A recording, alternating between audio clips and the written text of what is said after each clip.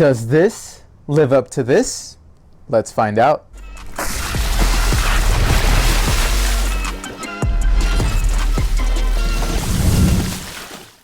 What's up guys, Vinny here with Sneaker Tweaker and welcome back to another video. Today we have really a video that a lot of people have asked for and a lot of people have wanted to see because of how great this shoe was and wanted to compare it to this shoe right here. Without further ado, we have the Nike G.T Cut 1 versus the Nike G.T Cut 2. Now, like I said, this shoe is one that everyone loved. It was one of those shoes that everyone dubbed the Kobe without the Kobe branding or the Kobe name, and for good reason, because this thing was a beast and I absolutely loved it. There was very little things I could nitpick about this shoe, and the things that you do nitpick, and that's exactly what it was nitpicking. It wasn't necessarily that there was really any like design flaws or anything like that. It's just being really picky. Now with the GT Cut 2, because this performed so well and because it was such a great shoe, people were anticipating this shoe to be potentially just as good, if not better. The design, I mean, in itself is very sleek, but let's find out and see if this actually does compare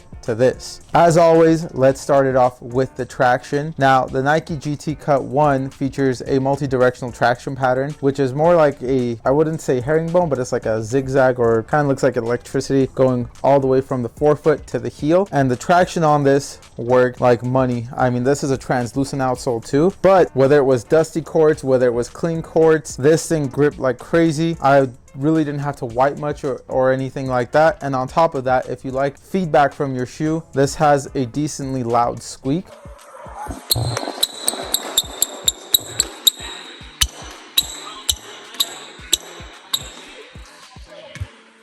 So you do get that feedback as well. Now, the rubber on this also seems pretty durable. It's a pretty thick rubber compound. You do have really wide grooves everywhere. And for me, I do have some wear on, I guess, what you would call the strike zones in the forefoot area. With the amount of time I've put in this shoe, just the little amount of wear it has is pretty crazy. I mean, I've probably put at the very least 60 hours in these shoes, just pure playing time. And it's only got this much wear. That's, like I said, that's pretty ridiculous to me. And as most of you know, translucent outsoles, especially with Nike, tend to underperform as opposed to solid rubber outsoles. But with this, even it being translucent, I mean, the worst thing you have on this is just the yellowing over time, and that happens with translucent outsoles. But as far as pure performance, you really don't have any issues with that. It, like I said, gripped the floor extremely well, whether it was on the lines or anything like that. It didn't have any issues. I've played in these at Lifetime when the courts were super dirty and old, and then I took these recently to when they redid the floors, and the grip was phenomenal, whether it was the old ass court that was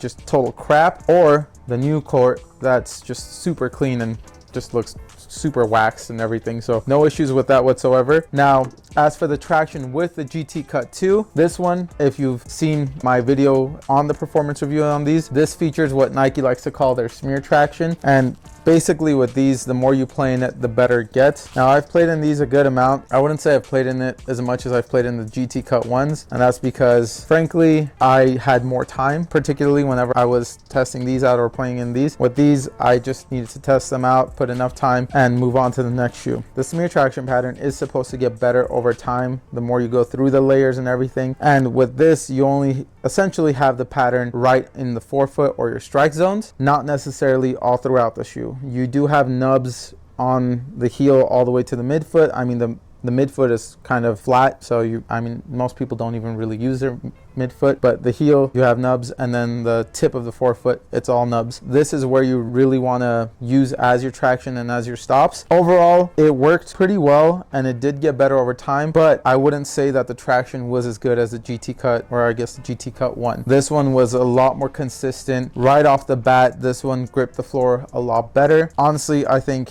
this one is also a lot more durable. And for those of you who like that feedback, that squeak, this is going to provide you with that. This one does squeak more and more the more you play in it.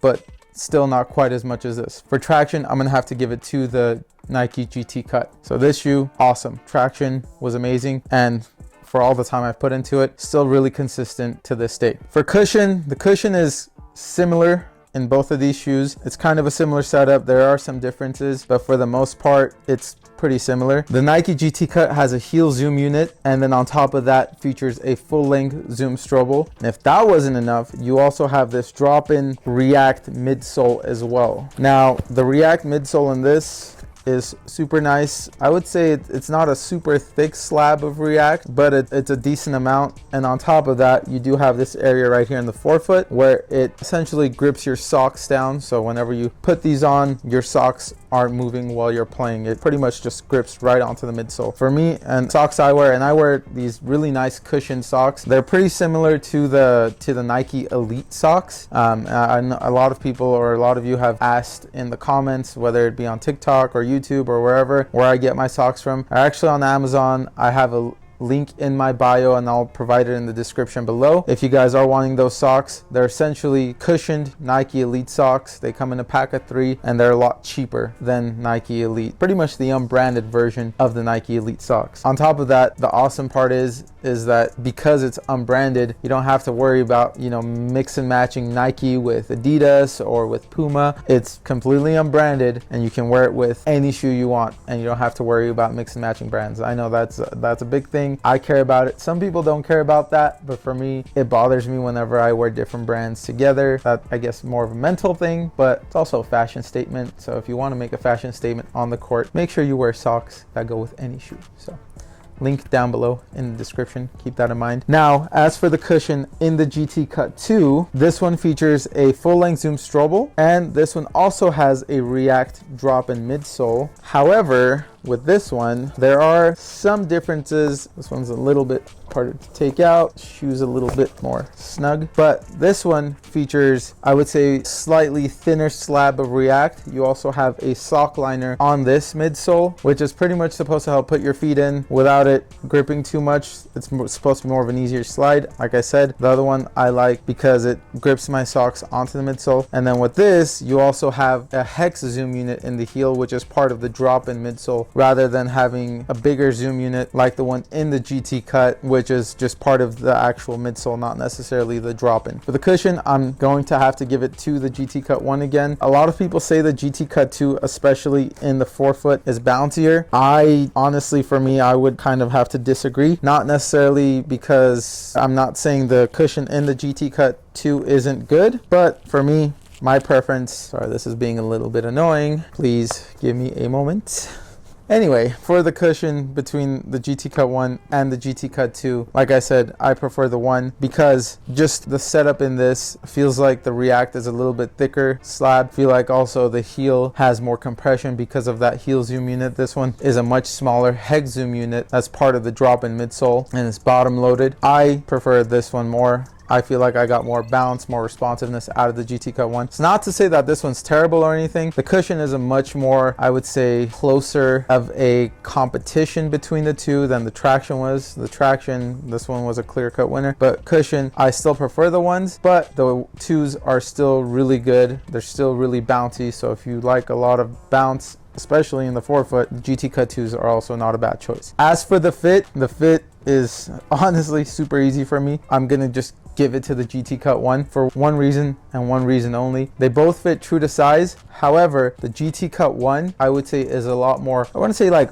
wide foot friendly, but like slightly wide to normal foot friendly, whereas the GT Cut 2 is pretty snug. And then on top of that, because of how snug it is, the first few times I was wearing this, it was squeezing my midfoot, my forefoot. I had to put in a good amount of time just to break these in so they don't hurt my feet anymore. And that was a pain in the ass. Now, or I guess a pain in the foot. This one, right out the box, it was awesome. I didn't have to break it in. I didn't have to go through any pain or anything like that. Even though you see this plastic clip right here, right on the lateral side of the forefoot, that didn't cause any pinching or anything like that. Like, just right out the box, these were good. These were comfortable. It was super nice. And just going back to the cushion, both of these are pretty low to the ground. I feel like this one you also get more court feel with the GT Cut 1. So just another factor as to the cushion for the GT Cut 1 over the GT Cut 2. These are cut shoes, these are guard shoes essentially, so that court feel matters a lot. And the fit, like I said, I'm going to give it to the GT Cut 1. Now, if you are a narrow footer, pretty narrow, I guess that part of it won't matter too much to you. For me though, this one just fit a lot better for my foot shape, my foot size. This one was a lot better. As for the materials and support, they're pretty, I would say they're pretty different. You have some neoprene, you have mesh on this, pretty like netted mesh, so it's super thin, super breathable. And then on the GT Cut 2, you do have screen mesh, and you do have, I guess, kind of a neoprene material on the tongue as well. Both of these tongues are neoprene. Now, the GT Cut 1, the laces are fed through the tongue, and that just came standard as far as manufacturing. GT Cut 2, it does have some perforations and holes that you could potentially feed the laces through, but it doesn't seem like it's actually meant for that. So this one, the laces or the tongue was a lot more stable because of how the lacing system worked in that. Now, both of these also have a, I would say, a pretty decently beefy heel counter. The GT Cut 1 has this plastic heel counter, and then the rest goes foam around. And the GT Cut 2 has this plastic heel clip, and then this pretty beefy, let's say like rubber heel counter. Both of them super nice. Neither of them have a shank plate.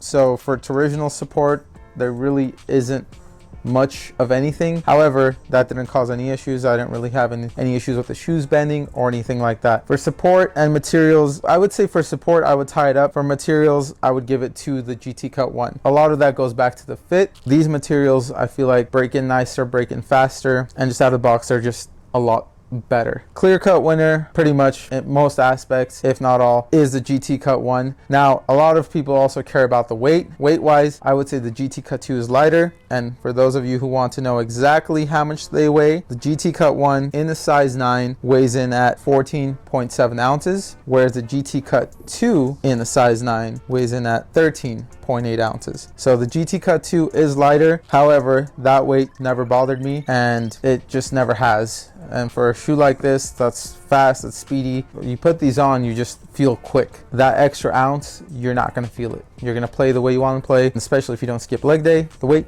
not gonna matter. As for the price, they're pretty much retailed at the same exact price. $170 for the GT Cut 1 and $170 for the GT Cut 2. These ones, they're still available. You can get them on sale on Nike or wherever. So much lower than the $170 price point. With extra discounts and everything, I've seen them as low as $100. Or right now, I think Nike has their ultimate sale going on, and you can get them for around $130, however much. Just if you'd like to check it out. These ones, however, my biggest gripe with this shoe in particular has nothing to do with the performance or anything like that. It's just the availability. What Nike did with these shoes was just completely unfair. People dubbed this the Kobe without the Kobe branding, and because that was the case, everyone just bought the crap out of these shoes. I mean, not that they're not amazing performers, they're amazing performers. I'm sure that had a lot to do with it, but a lot of resellers bought these, and these shoes on the resale market now are going for at least $300 or $350 plus, between $350 to $700, $800, which is ridiculous for a pair of basketball shoes. They're not collector's items. They're not signature shoes that people can just stash away or resell. They're just basketball shoes. The fact that Nike didn't mass produce these more, make more colorways, and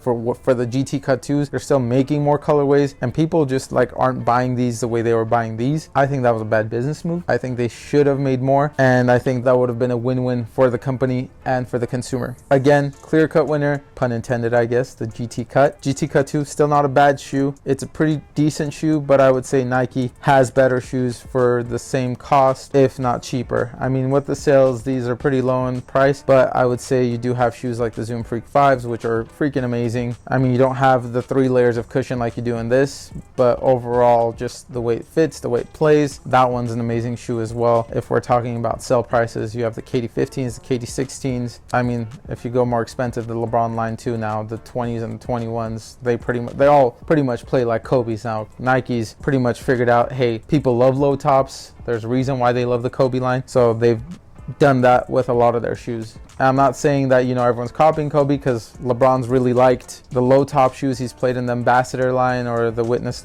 more so the Ambassador line a lot of times in his career, especially when the 19s were out. So we know he's moving towards more of that court feel.